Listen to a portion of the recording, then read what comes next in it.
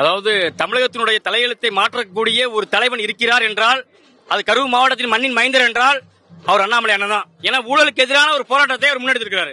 அடித்தட்டு மக்களுக்கு பயன்பெறும் வகையில் இருக்கு. வீட்டுக்கு ஒரு கழிப்பறை கொடுத்திருக்காங்க. கழிப்பறை விவசாயிகளுக்கு வந்து கிஷான் 6000 ரூபாய் பணம் கொடுத்திருக்காரு. இன்னும் என்னென்ன திட்டங்கள் கொரோனா ஊசி மூலமா மக்களை காத்திருக்கிறாரு. உலக மக்களை காத்த ஒரு நம்ம பாரத பிரதமர். அப்படி ஒரு தமிழகத்தில் நம்மளுடைய பாரத பிரதமர் நரேந்திர மோடி ஆட்சியானது 2024 40 தொகுதியும் பாரதிய ஜனதா கட்சி மாநில தலைவர் அண்ணாமலை தலைமையில் அணிவகுக்கும். வீடு அவங்களுக்கு வீடு திட்டங்கள் என்ன, விண்ணில் உள்ள நட்சத்திரங்களை எண்ணி விடலாம். பாரத பிரதமர் நரேந்திர மோடிஜி அவருடைய திட்டங்களை என்ன இயலாது. 2024 இந்த நடைபயணத்தினுடைய சாட்சியாக 40 தொகுதியும் பாரதிய ஜனதா கட்சி அபாரமாக வெற்றி பெறும் என்பதை தெரிவித்துக் கொள்கிறேன். அவர்தான் முதல்வரே. தமிழக அரசியல்ல எந்த ஒரு பின்பலமும் இல்லாமல் தன் அறிவை கொண்டு தன் நாலேஜ வச்சு IAS ஆகி UPS ஆகி மக்களுக்கு நல்லது செய்து வந்திருக்காருல்ல. இதை விட ஒரு தகுதி யாருக்கா இருக்கா? தமிழகத்துல எத்தனை கட்சிகள் இருக்கு. யாருக்காச்சும் ஒரு தரமான ஒரு அரசியல்வாதி மக்களுக்கான ஒரு தலைவன் இருக்கானா? இல்ல. ஒரு விவசாய குடிமகன், விவசாய மகனாக இன்னைக்கு அண்ணாமலை அவர்கள் தமிழகத்தினுடைய மாற்றத்திற்கான விதையை போட்டுள்ளார். இதை மக்கள் முடிவு பண்ணணும். ஏன்னா ஒரு நல்ல ஒரு ஆட்சிக்கு வர வேண்டும். மக்கள் முடிவு பண்ணி தாமரைக்கு ஓட்டு போடணும். கண்டிப்பா டாஸ்மாக் ஒழிக்கப்படும். பூர்ண மதுவிலக்கு தமிழகத்தில் மூடி வைக்கப்படும். தூய்மையான அரசியல், நேர்மையான அரசியல், அடித்தட்டு மக்களை சந்திக்கக்கூடிய அரசியல். ஏன்னா ஒரு சாதாரண மின்சார பில்லா இருக்கட்டும், ஒரு பால் விலை உயர்வா இருக்கட்டும், ஒவ்வொரு திட்டங்களையும் மக்களுக்காக போராடக்கூடிய கட்சி பாஜக. இந்த திமுக என்ற திராவிட மதம் இருக்கும் வரை சிறுபான்மை ஓட்டுக்காக மத பிளவு அரசியல் பண்ணிட்டு இருக்காங்க. ஆனா இது இனிமே நீடிக்காது.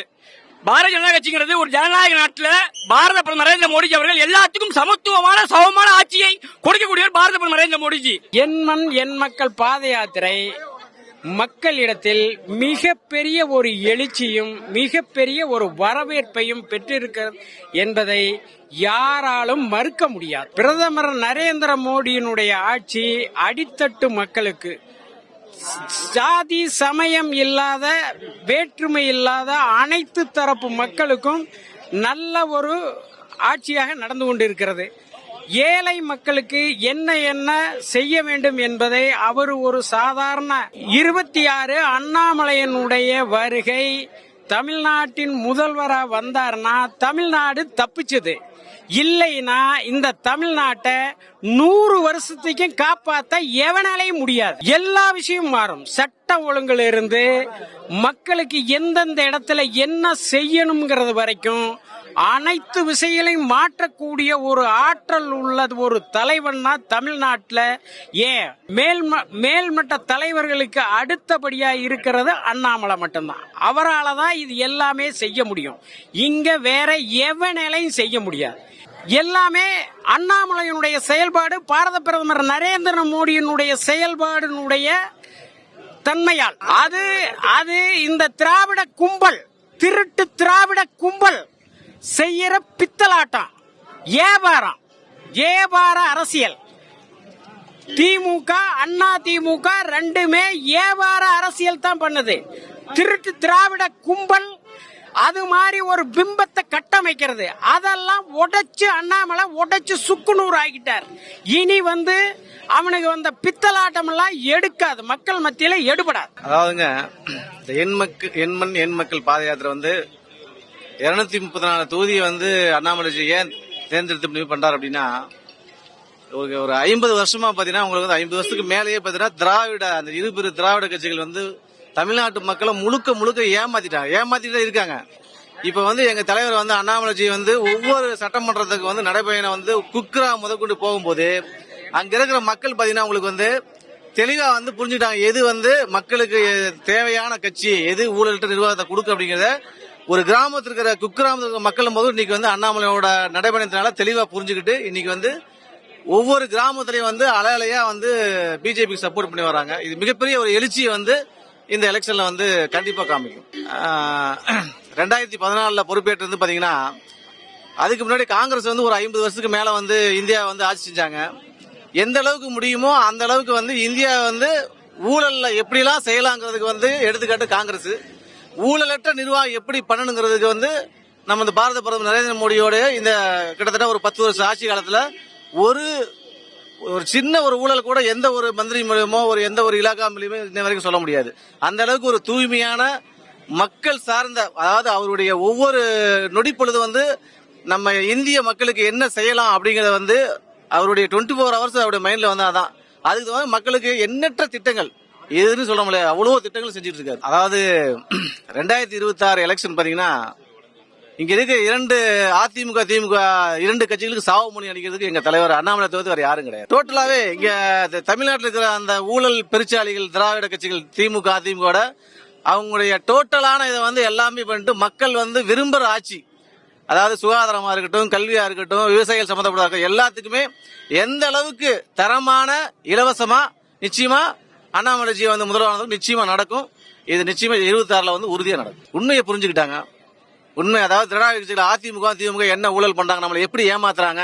இப்ப முஸ்லீமா இருக்கட்டும், கிறிஸ்டின், இவங்களை வந்து அந்த மத ரீதியா வந்து இந்துக்கள் வேற அப்படின்னு சொல்லி மத ரீதியா பிளவுபட்டு பண்றாங்கல்ல, அதை வந்து மக்கள் இப்ப வந்து இளைஞர்கள் மகளிர் புரிஞ்சுக்கிட்டாங்க. அதாவது இவங்க தான் உண்மையா நம்மளுக்கு சப்போர்ட் பண்றாங்க, புரிஞ்சுக்கிட்டு தானா வர்றாங்க.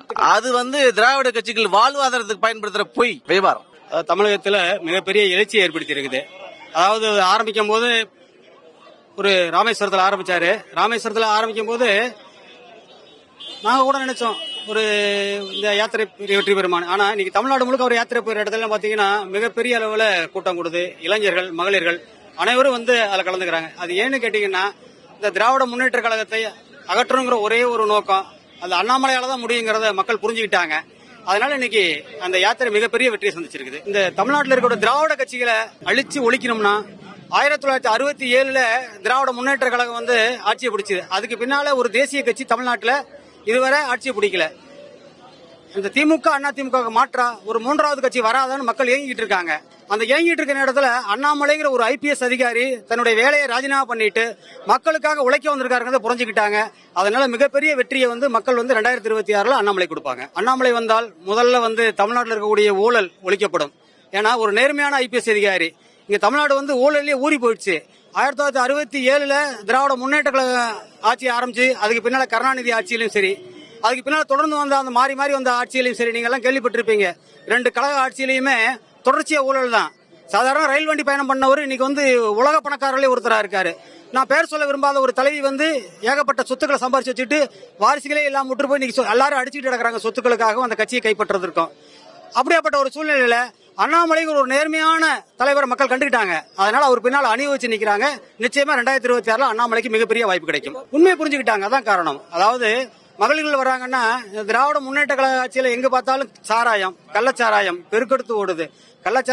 சாராயத்தாலையும் பாதிக்கப்படாத குடும்பமே கிடையாது. மகளிர் அதை புரிஞ்சுக்கிட்டதுனால அண்ணாமலை வந்தாரா நிச்சயமா சாராயத்தையும் மதுவை ஒழிப்பாருங்கிற ஒரு நல்ல நம்பிக்கை அவங்ககிட்ட ஏற்பட்டிருக்குது. இளைஞர்கள் மத்தியில் என்ன நம்பிக்கை ஏற்பட்டிருக்குதுன்னா, நம்ம மாதிரி ஒரு இளைஞர், ஒரு 35 வயசு ஒரு இளைஞர் வந்து இன்னைக்கு தமிழ்நாட்டு மக்களுக்காக பாடுபட வந்திருக்காரு. அதனால நாம வந்து அவர் பின்னால் நின்னோம்னா நிச்சயமா நாட்டில் ஒரு மாற்றத்தை கொடுக்க முடியும்னு அவங்க நம்புறாங்க.